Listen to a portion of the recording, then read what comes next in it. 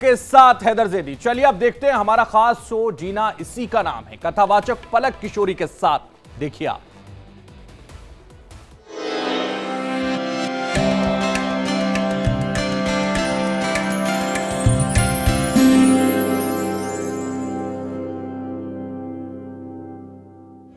मेरु राधा रमण गिरधारी, गिरधारी श्याम बनवारी। मेरु राधा रमण गिरधारी, गिरधारी श्याम बनवारी। मेरु राधा रमण गिरधारी, गिरधारी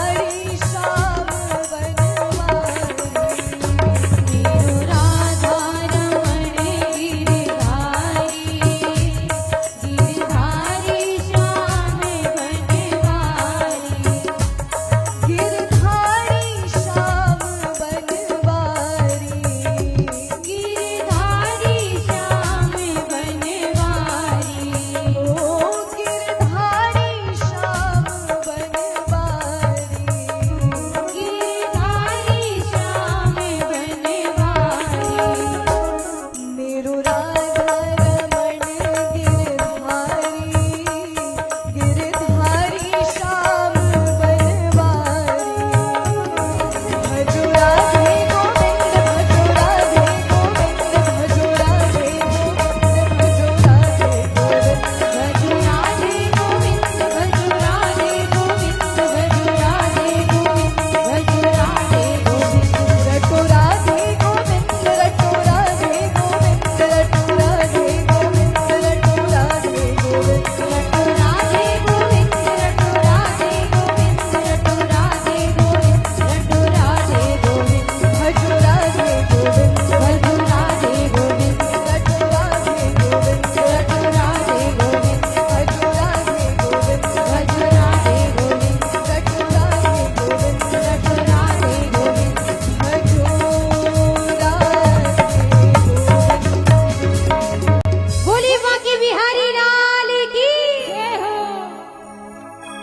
भजो राधे गोविंद, भजो राधे गोविंद, भजो राधे गोविंद, भजो राधे गोविंद।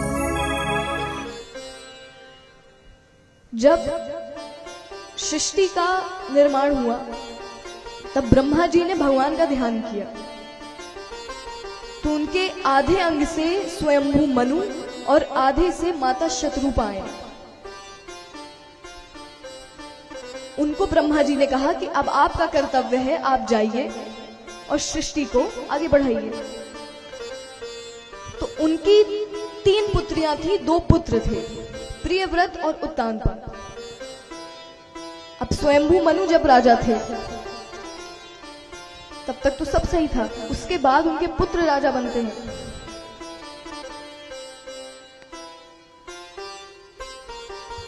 उनके पुत्र ने जब राजगद्दी संभाली, वो भी बहुत अच्छे राजा थे। उनकी एक पत्नी थी सुनीति, बहुत अच्छी थी वो, उनका स्वभाव बहुत अच्छा था, पर कोई संतान नहीं थी, कोई पुत्र नहीं था। तो पुत्र हो, अब क्योंकि वो राजा हैं, उनके बाद कोई तो राजगद्दी में बैठेगा, खाली तो नहीं रह सकती राजगद्दी। तो पुत्र हो, इस कारण महाराज ने दूसरा विवाह किया माता सुरुचि के साथ। तो अब देखिए, अब विवाह हो गया, दूसरा विवाह हो गया, तो ध्यान तो बंटने लगा। ध्यान बंटना लाजमी है, बहुत नॉर्मल है। अब जो माता सुरुचि थी, उनके जो पुत्र थे, उनका नाम था उत्तम। अब देखिए, माता सुरुचि बहुत सुंदर थी, बहुत सुंदर। तो महाराज जब उनको देखते थे वो भूल जाते थे फिर राजपाट। तो उनके पुत्र का नाम था उत्तम। और संजोग देखिए कि माता सुनीति, उनके कोई संतान नहीं थी, यहां पर माता सुरुचि के पुत्र होता है, वहां पर माता सुनीति के भी एक संतान है और उनका नाम रखा गया ध्रुव।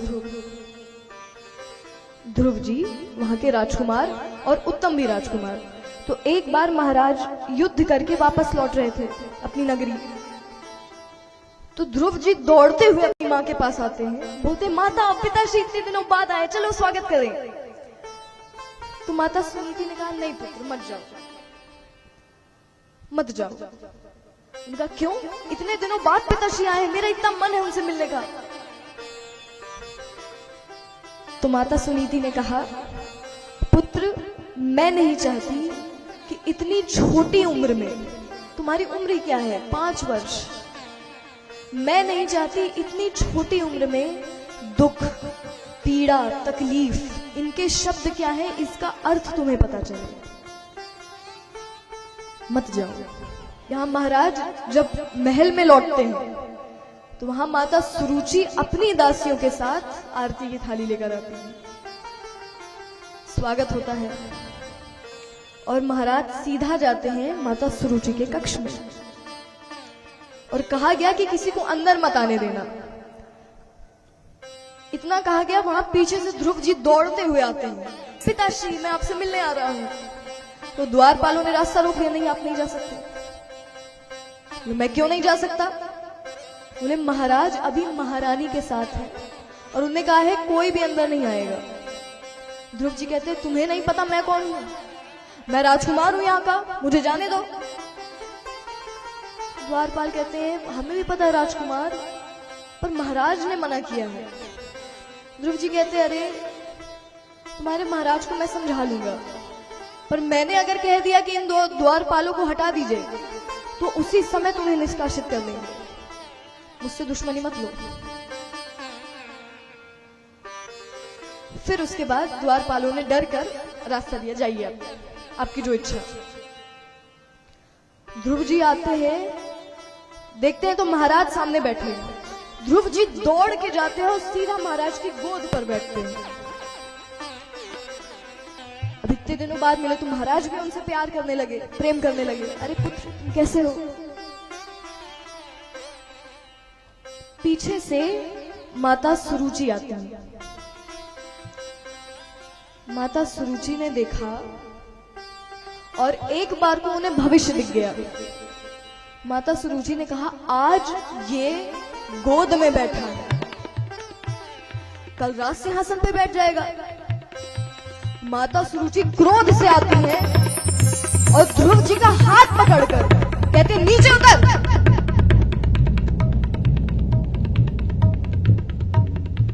वो तुम्हारी जगह नहीं है, जहां तुम बैठे हो